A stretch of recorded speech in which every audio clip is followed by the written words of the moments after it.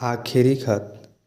यह कहानी है एक छोटे से गांव में रहने वाले आरती की, जिसकी मासूमियत और मुस्कान पूरे गांव में जानी जाती थी। आरती एक साधारण लड़की थी, लेकिन उसके सपने बड़े थे। उसके जीवन का सबसे बड़ा सपना था कि वह पढ़ लिख कर अपने माता पिता का नाम रोशन करे। उसके माता पिता रामदीन और सुमित्रा किसान थे। उनकी छोटी सी ज़मीन से बमुश्किल परिवार का गुजारा चलता था, लेकिन उन्होंने आरती को कभी किसी चीज़ की कमी महसूस होने नहीं दी। रामदीन और सुमित्रा ने हर दिन कड़ी मेहनत की ताकि आरती को पढ़ने का मौका मिले। आरती भी पढ़ाई में बहुत अच्छी थी। स्कूल में वह हमेशा प्रथम आती थी और उसके शिक्षक उसकी तारीफ करते नहीं थकते। गांव के हर व्यक्ति यह विश्वास था कि वह आरती एक दिन गांव का नाम रोशन करेगी। आरती ने इंटरमीडिएट की परीक्षा में पूरे जिले में पहला स्थान प्राप्त किया। उसकी मेहनत और लगन देखकर उसे शहर के एक बड़े कॉलेज में दाखिला मिल गया। माता पिता के लिए अपनी बेटी को शहर भेजना आसान नहीं था, लेकिन उन्होंने अपने सपनों को उसकी आंखों में देखा था। रामदीन ने अपनी ज़मीन का एक टुकड़ा बेच दिया ताकि आरती की पढ़ाई और शहर में रहने का खर्च उठाया जा सके। आरती को भी यह पता था कि उसके माता पिता ने कितनी कुर्बानी दी है। उसने मन ही मन ठान लिया था कि वह खूब मेहनत करेगी और एक दिन अपने माता पिता को हर सुख सुविधा देगी। शहर में आकर आरती ने अपनी पढ़ाई शुरू कर दी। शुरू में सब कुछ नया और मुश्किल था, लेकिन धीरे धीरे उसने अपनी को वहाँ ढाल लिया। कॉलेज में उसकी दोस्ती अर्जुन से हुई। अर्जुन एक होनहार और मददगार लड़का था। धीरे धीरे दोनों में दोस्ती गहरी हो गई और दोस्ती कब प्यार में बदल गई उन्हें पता ही नहीं चला। अर्जुन आरती के सपनों को समझता था और हमेशा उसकी हिम्मत बढ़ाता था। आरती अब न केवल अपने माता पिता के लिए बल्कि अर्जुन के लिए भी मेहनत कर रही थी। एक दिन आरती के पास माँ की एक चिट्ठी आई। यह चिट्ठी उसकी माँ की थी। सुमित्रा ने लिखा था, बेटी हम यहाँ अच्छे हैं, बस तेरी बहुत याद आती है।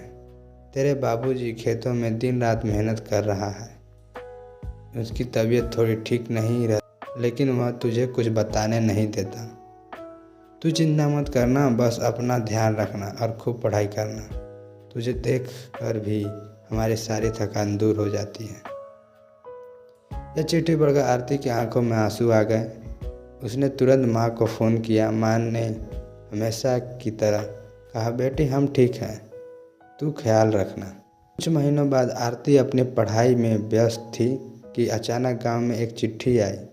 इस बार यह चिट्ठी के पड़ोसी रामलाल ने भेजी थी।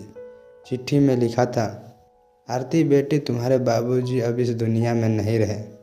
वह पिछले कुछ दिनों से बीमार थे, लेकिन इलाज के पैसे नहीं थे। तुम्हारी माँ अब अकेली है। आरती के पैरों के तले ज़मीन खिसक गई। वह फुट फुट कर रोने लगी। उसे यकीन नहीं हो रहा था कि उसके बाबूजी अब नहीं रहे। वह तुरंत गांव के लिए निकल पड़ी। गांव पहुंचते ही उसने माँ को गले लगा लिया। माँ ने रोते हुए एक खत आरती को दिया। यह उसके पिता की आखिरी खत था।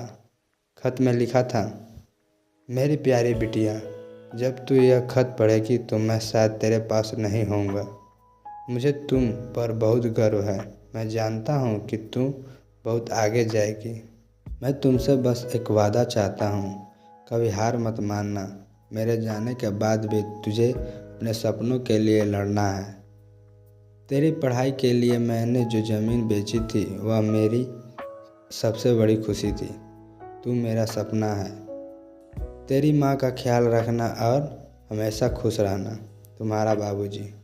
यह खत पढ़कर आरती की आंखों में आंसू रुकने का नाम ही नहीं ले रहा था। उसने पिता के सामने वादा किया कि वह कभी हार नहीं मानेगी। आरती ने अपने आंसुओं को अपनी ताकत बनाया। उसने अपनी पढ़ाई पूरी की और कॉलेज में टॉप किया। उसके बाद उसे एक बड़ी कंपनी में नौकरी मिल गई। कुछ ही वर्षों में उसने अपने गांव के एक स्कूल खोला ताकि और भी लड़कियां पढ़ लिख कर अपने सपनों को पूरा कर सके।